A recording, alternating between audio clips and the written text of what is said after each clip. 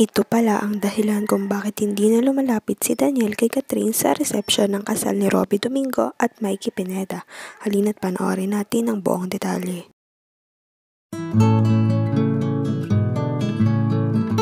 Magkasama pa nga si DJ at Kat sa loob ng simbahan sa kasal ni Robby Domingo. Lapit nga ng lapit si DJ kay Catherine hanggang sa pumunta na sila sa reception. Ngunit pagdating sa resort kung saan ginanap ang reception ng wedding ni Robby at Mikey ay di na magkasama ang Katniel. Maraming nagtaka dito dahil napakasweet nga nila sa loob ng simbahan at sumabay pa nga si DJ sa sasakyan ni Catherine at si Catherine pa mismo ang nagaya kay Daniel. Ngayon, nalaman natin na ito pala ang dahilan kung bakit di na makalapit si DJ kay Catherine sa reception dahil kasama na ni Kat si Alora sa Sam na BFF niya sa loob ng reception. Magkaiba rin ang table nila. Ka-table ni DJ si Joshua Garcia, Bianca Manalo, Mele Contiveros at Enchong D. Samantalang ang kasama naman ni Kat ay si Alora sa Sam.